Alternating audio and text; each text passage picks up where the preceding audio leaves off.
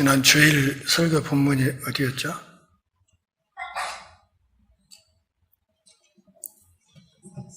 네, 시편 32편 말씀이었죠.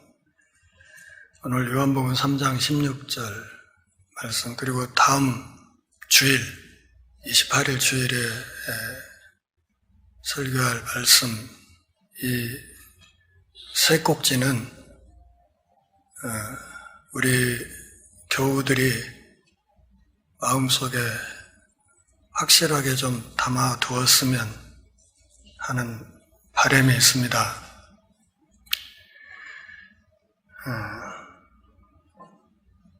요한복음 3장 16절, 짧은 한 구절입니다. 그렇지만 우리가 믿는 기독교 신앙의 뿌리가 되는 복음의 본질을 가장 잘 압축하고 있는 중요한 말씀이지요.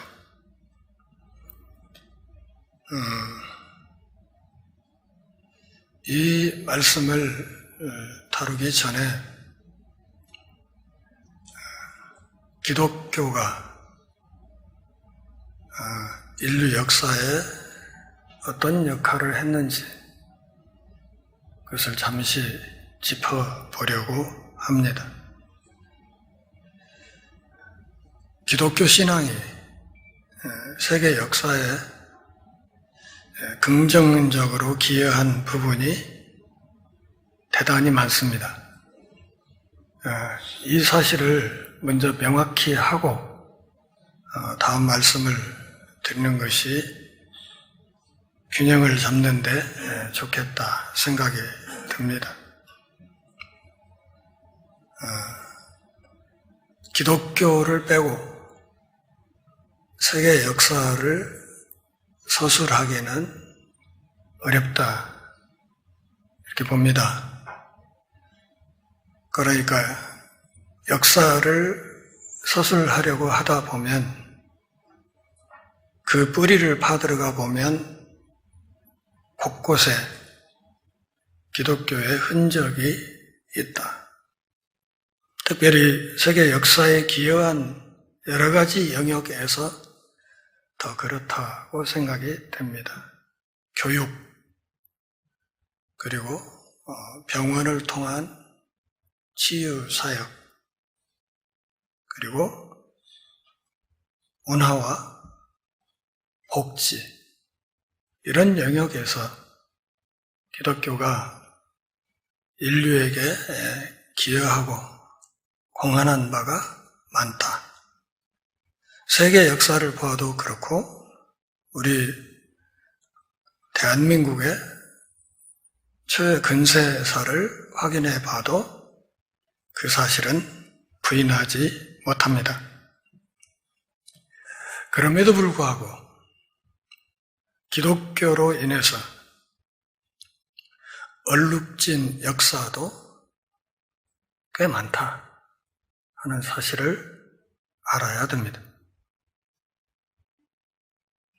기독교 역사상 이단을 정죄하는 그런 일들이 끊임없이 있었고, 그리고 그 이단을 정죄하고 관련된 사람들을 처단하는 그 일에 언제나 극형이 뒤따랐습니다.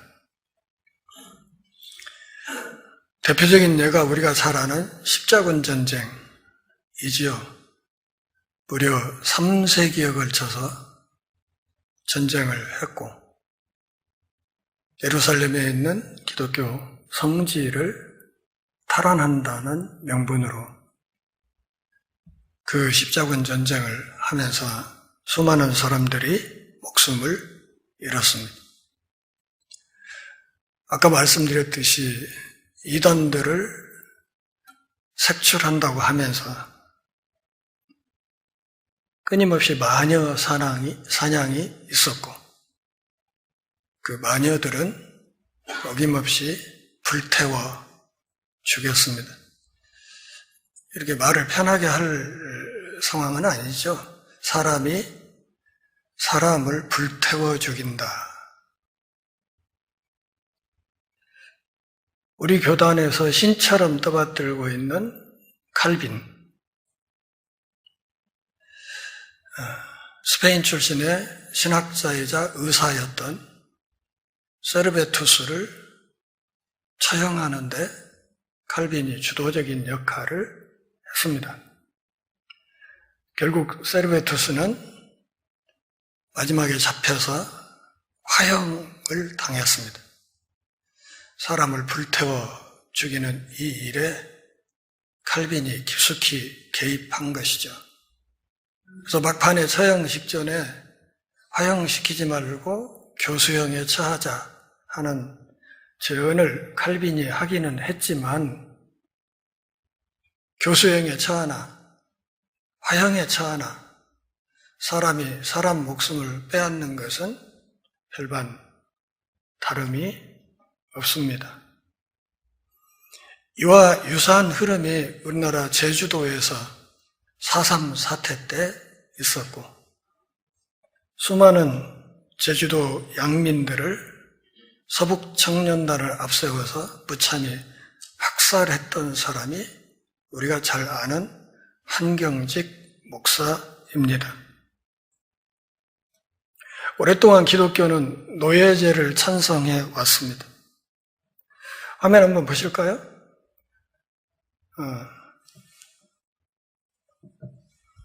흐려서 잘 보이지 않겠지만 밑에 보면 흑인 노예 성경 이렇게 써져 있습니다. 성경의 제목이 흑인 노예 성경입니다. 이 성경은 두께가 굉장히 얇습니다. 왜 그런가 하면 하나님의 사랑,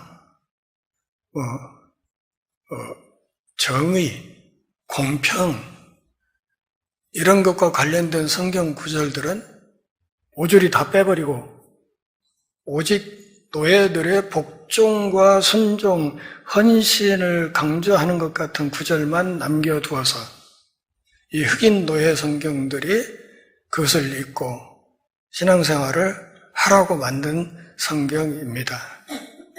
이거 누가 만들었습니까? 기독교인들이 만들었습니다.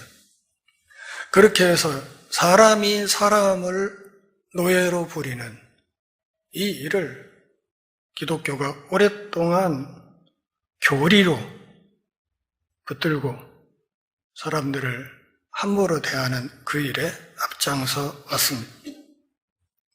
기독교가 오랫동안 세계 제국주의의 침략, 그 침략의 앞잡이 역할을 했습니다. 아메리칸 인디언들을 청교도들이 들어와서 어떻게 무참히 학살했는지 세밀하게 아는 사람이 그리 많지 않습니다. 그리고 우리나라에서는 기독교가 극단적으로 우경화되어서 극우화된 기독교가 종교가 세속적인 권력욕에 사로잡혀서 종교와 세속적 권력욕이 결합된 것이 우리나라 기독교의 극우 세력이라고 이야기를 할 수 있습니다. 문제죠. 예수 믿어서 소위 천당도 가고 이 땅에서도 세속 권력을 장악해서 힘 좀 써보고 살려는 이 이상한 생각, 이것이 아주 심각한 문제입니다. 그러니까 기독교를 중심으로 인류 역사에 크게 기여한 거대한 흐름이 한쪽이 있고 또 다른 한쪽에는 기독교라는 신앙을 빙자해서 사람이 사람을 죽이는 무시무시한 죄악을 저지른 흔적들이 곳곳에 많다. 이런 두 개의 흐름은 오늘 우리들의 역사 속에서도 꾸준히 서로 갈등을 일으키고 있다는 사실을 알고 있어야 됩니다. 그리고 그 중에 어떤 흐름이 요한복음 3장 16절이 말하는 예수 그리스도의 복음과 그 뿌리를 같이 하고 있는지를 이 시간에 한번 같이 생각해 보려고 합니다.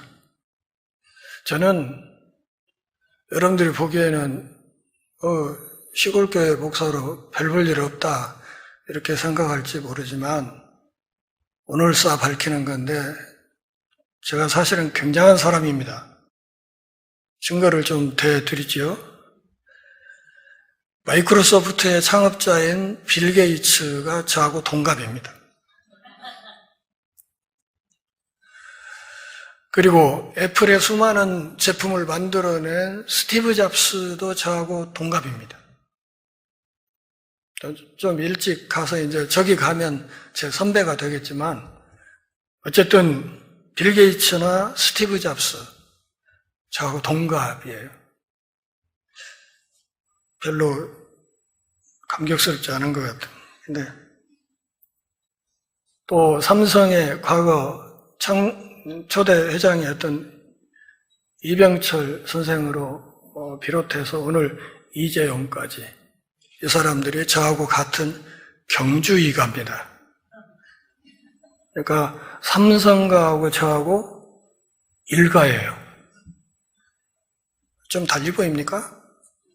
그런데 제가 빌 게이츠나 스티브 잡스보다 더 나은 게 있어요. 이 사람들은 특전사 장교 출신이 아니요. 얼마나 대단한 사람입니까? 그런데 오늘 아침에도 세면장에서 몸을 씻고 나서 거울을 다 보니까 손을 씻고 난 뒤에 보니까 손등에 잔주름이 자글자글자글. 거울을 봤더니 목덜미에 주름이 또 자글자글자글. 머리에 흰 머리털이 또 여기저기 듬성듬성 나고 눈썹까지도 흰 눈썹이 나고 있고 얼굴에는 검버섯이 있고 귀에는 보청기를 껴야 하고 제 무릎 속에는 딱따구리가 몇 마리 들어앉아서 걸을 때마다 우닥닥 뚝딱 뚝딱 뚝딱 소리가 계속 납니다. 늙어가는 것이죠. 제 몸에도 멸망의 그림자가 날마다 조금씩 짙어지고 있다. 그리고 그것은 사람으로 태어난 그 누구도 피해가지 못하는 그런 길이다. 이렇게 생각이 듭니다. 그래서 하나님이 그 멸망의 길로 치달아가는 육신의 멸망뿐만 아니라 그 영혼의 멸망까지도 아우르는 그 무시무시한 두 번째 죽음의 길로 끊임없이 치달아가는 이 세상 사람들을 보기가 민망해서 망해가는 그 죄인들을 하나님이 뭐해서? 사랑하셔서 독생자를 보내주셨다. 뭐하라고? 그를 믿는 사람마다 멸망하지 않고 영생을 얻게 하려고 독생자를 보내주셨다. 설교 끝났습니다. 이 말씀 안에서 우리가 몇 가지를 좀 생각해 보려고 합니다. 첫째는 하나님의 시선입니다. 우리가 예수님을 따른다고 할 때 예수님을 따른다는 그 말에는 여러 가지 뜻이 담겨 있겠지만 제가 생각할 때 예수님을 따른다고 하는 이 말의 가장 깊은 뜻은 우리가 예수님의 시선을 따라간다. 그렇게 생각합니다. 예수님의 시선을 따라간다. 드라마 많이 보시죠? 시나리오 작가들이 시나리오를 써서 그 대본을 따라 배우들이 이렇게 해서 촬영해서 우리한테 보여주는 거예요. 중요한 것은 카메라의 앵글입니다. 어떤 장면에서 카메라가 어떤 사람을 잡되 멀리서 잡는지 클로즈업에서 잡는지 아니면 앞모습을 잡는지 뒷모습을 잡는지 거기에 따라서 시청자들의 느낌이 180도 달라지죠. 중요한 것은 시나리오 작가들이 늘 머릿속에 두는 것은 카메라의 앵글은 언제나 등장인물의 시선을 따라간다는 거예요. 이게 절대 원칙이에요. 그 원칙 아래서 시나리오를 쓰는 겁니다. 우리가 성탄절에 여러 가지 행사를 하고 요즘은 크리스마스라고 하지 않고 한편에서는 제가 이제 좀 찾아봤더니 계속해서 크리스마스 이렇게 로고에도 문구가 할러데이로 쓰는 경향이 계속해서 늘어나고 있어요. 그냥 휴일로 보자는 거죠. 성탄절에 예배하는 날로 보는 것이 아니라 그냥 쉬는 날로 보자는 개념이 계속해서 확산되어 가고 있습니다. 그것은 앞서 말씀드렸던 기독교가 역사 속에서 못된 짓을 했던 그런 흐름과 무관하지 않습니다.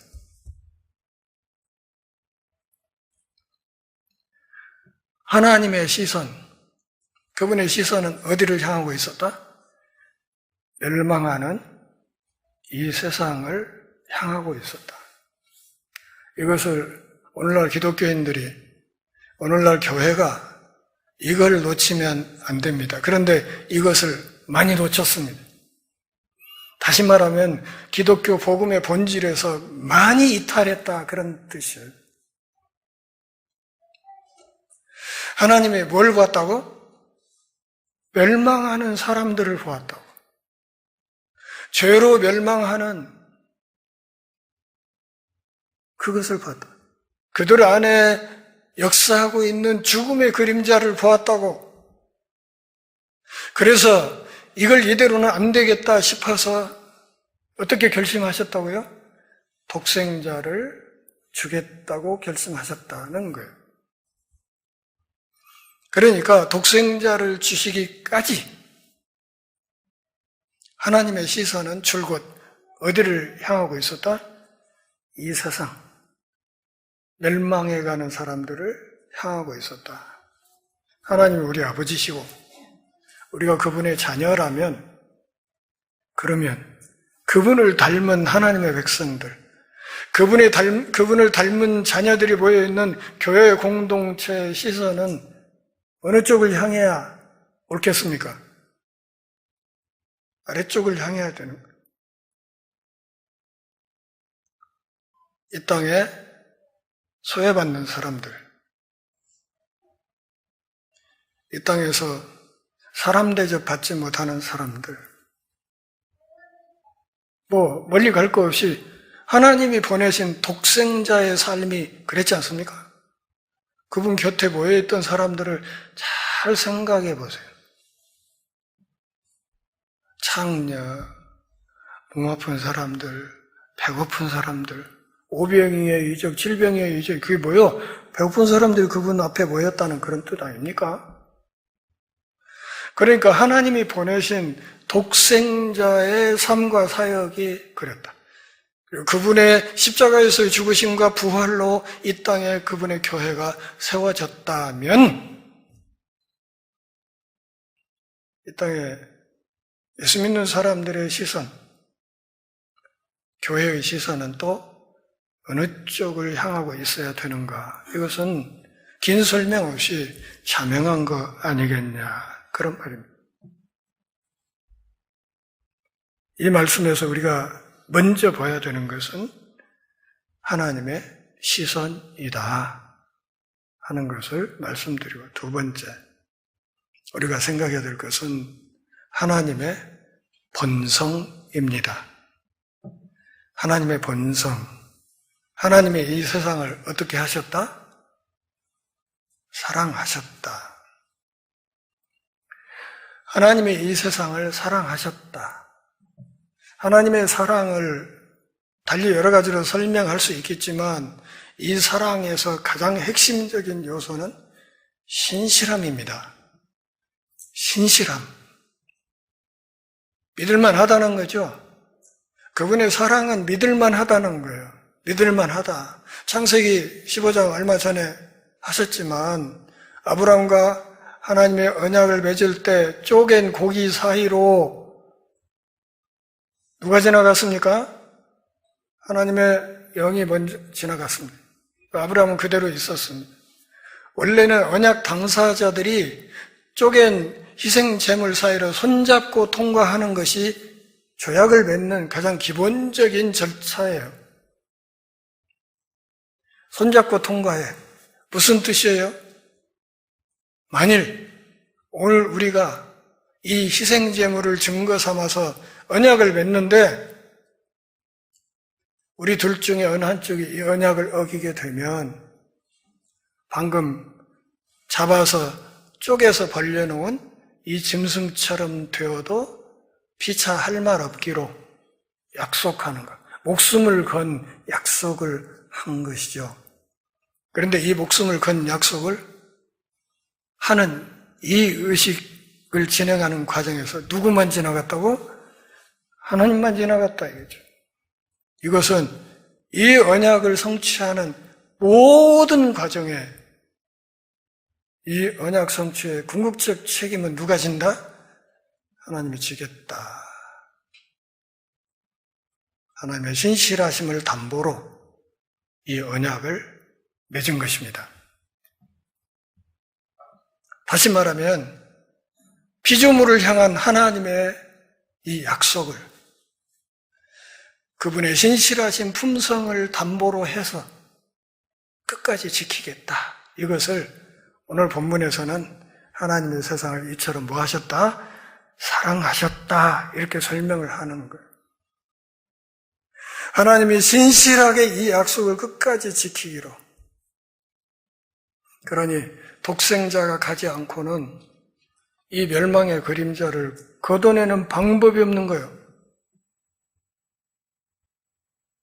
그래서 독생자를 주시기로. 이 다음 구절에 보면 주신다 하는 말이 보낸다 하는 말로 달리 번역이 또 돼 있어요. 그러니까 독생자를 보내주시기로. 임마누엘, 하나님이 우리와 함께 계시다. 하나님은 보입니까? 안 보입니까? 안 보이시죠? 그런데 요한 1서에서 요한은 우리가 하나님을 눈으로 보았다. 그분의 음성을 귀로 들었다. 손으로 만져보았다. 누구를? 육체로 오신 하나님, 그 독생자, 그 예수님을 직접 뵙고 그분의 가르침을 직접 듣고 그분의 모습을 직접 보았다고 이야기를 한 거예요. 멸망하는 죄인을 하나님이 사랑하시고 멸망하는 죄인의 죄짐을 대신 지는 사랑을 하나님이 몸소 감당하시기로 그렇게 결정하셔서 독생자를 주셨다. 독생자란 말을 잘 이해해야 돼요. 어떤 번역 성경을 보면 외아들 뭐 이렇게 번역을 하고 있는데 그건 잘못된 거예요. 외아들하고 독생자는 전혀 개념이 다릅니다. 외아들이라는 것은 아들을 여러 낳을 가능성이 있는데 아들 하나만 낳았다는 뜻이고 독생자라는 말은 태초부터 종말에 이르기까지 오직 하나라는 뜻이에요. 그러니 하나님 입장에서 독생자가 얼마나 아깝고 귀한 존재입니까? 돈 몇백만 원 주는 거 아니고 집 몇 채 사주는 거 아니고 그게 아니라 하나님의 독생하신 아들을 기꺼이 십자가의 제물로 내어주는 이게 보통 결단으로 되는 것은 아니라는 것이죠. 그 사랑의 넓이, 그 사랑의 깊이,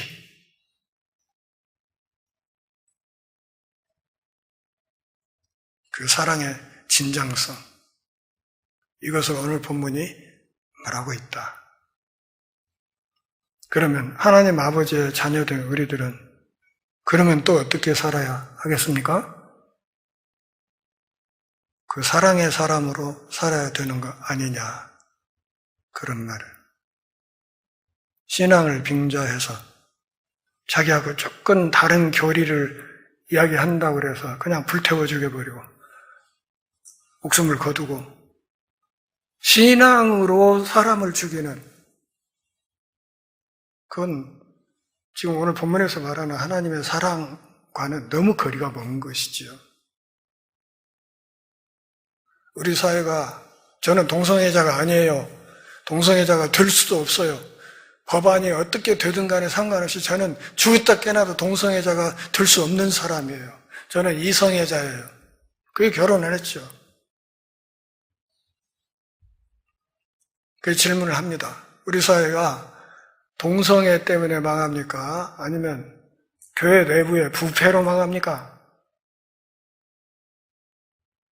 잘 생각해 보세요. 과거부터 오늘에 이르기까지 동성애 성향을 지닌 사람들은 사회 안에 극히 소수로 언제나 존재했어요. 그들을 교회 밖으로 내몰고 벽을 쌓아서 내쫓고 하는 그것이 기독교 복음의 본질하고 얼마나 맥이 닿아 있는가 저는 잘 모릅니다. 동성애를 막 확산시키자는 그런 뜻 아니에요. 그 불쌍한 사람들, 교회 안에 와서 복음을 듣고 스스로 하나님의 은혜 안에서 자신의 문제를 해결해 가도록 도울 책임이 교회에 있는 거 아니냐, 그 얘기를 하는 거예요.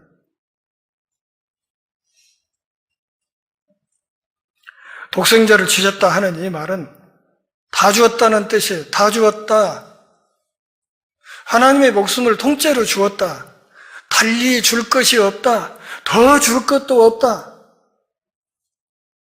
하나님 스스로가 아브라함과 언약 맺을 때처럼 당신이 그 모든 멸망의 책임을 다 지고 하나님의 손으로 해결하기로 작정하시고 독생자를 우리에게 주셨다.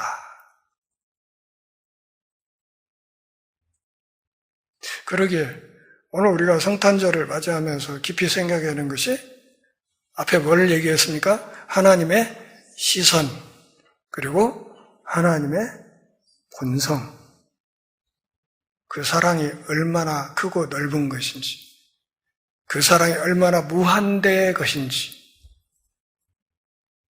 예수님이 오셔서 그 수많은 사람 중에 하필이면 창녀를 찾아가고 하필이면 문둥병자를 찾아가고 왜 그랬습니까? 그 멸망의 덫에서 그들을 건져내서 하나님 나라 백성으로 삼으시기 위한 거 아니었냐, 그 말입니다. 세 번째, 그러면 피조물의 길은 무엇인가? 독생자를 받은 멸망 속에 살아가는 이 피조물의 유일한 길은 뭐냐? 믿는 것이다. 하나님의 사랑을 믿고 그분이 보내신 독생자를 믿고 독생자의 가르침을 믿고 독생자의 삶을 본받고 따라가려는, 그것을 오늘 본문에서는 믿는 자라고 얘기를 한 겁니다. 누구를 믿어요? 독생자를 믿어요. 하나님이 보내신 독생자를 믿는 자마다 다른 조건은 없어요. 대학을 나와야 된다든지, IQ가 120 이상은 돼야 된다든지, 안경을 안 써야 된다든지, 키가 커야 된다든지, 잘생겨야 된다든지, 이런 다른 기준은 없고, 오직 뭘로? 믿음으로 믿는 자마다 영생을 얻는다. 영생을 얻는단 말의 부정적인 표현은 멸망하지 않는다는 뜻이에요. 멸망하지 않는다. 하나님이 그토록 근심하셨던 멸망의 그림자에서 벗어나서 하나님 나라 백성의 삶을 살아가는 것, 이걸 영생이라고 하는 건데요. 새하늘 새 땅에서 하나님 나라의 백성으로서의 삶을 신적인 삶을 충만히 영원토록 누리는 삶을 영생이라고 했습니다. 그러면 피조물의 길은 어느 한순간에 독생자를 향한 신앙 고백으로 끝나는 것이 아니라 그 믿음에 기반해서 어느 한순간에 고백으로 끝나는 것이 아니라 그 고백에 기반해서 삶을 결단하는 것이다. 다시 말하면 신앙인답게 행동하는 것이다. 신앙인답게 살아가는 것이다. 독생자를 본받고 독생자를 닮아가는 삶을 사는 것이다.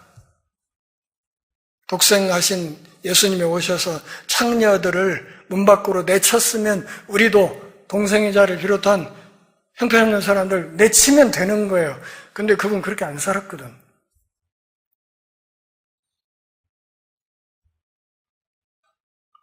독생자를 본받고 독생자를 닮아가는 삶을 사는 것. 다시 말하면 우리가 살아가는 우리 일평생에 사랑의 씨앗을 심는 삶을 사는 것. 특별히 우리 곁에 불쌍한 사람들에게 그 사랑을 심는 사역을 하는 것. 그래서 교회 밖에서 소외당하고 사람 대접 못 받고 하던 사람들이 그래도 독생자의 몸이라고 하는 교회 안에 들어와서는 사람다운 대접을 받을 수 있도록 하는 것. 그것이 사랑의 씨앗을 심는 삶이고 그렇게 될 때 비로소 교회가 세상의 소금이고 세상의 빛이 될 수 있다는 것입니다. 기독교 신앙에 그가지 두 개의 물줄기가 있다고 말씀드렸습니다. 하나는 인류 역사에 긍정적으로 기여하는 하나의 흐름이 있는가 하면 또 다른 한쪽에서는 신앙의 이름으로 사람이 사람을 죽이는 일을 거침없이 하는 그런 흐름이 하나 있다. 이 후자의 흐름을 우리 대한민국에서는 개독교라고 하는 겁니다.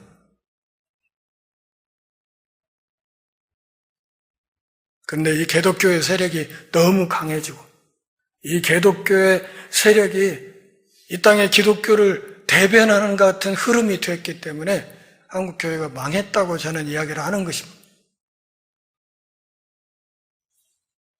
그렇다고 해서 참 신앙인들이 다 죽었냐? 아니요. 참교회가 다 없어졌냐? 아니요. 그 참 신앙인, 참 교회는 예수님 다시 오실 때까지 결코 망하지 않습니다. 저는 그것을 믿습니다.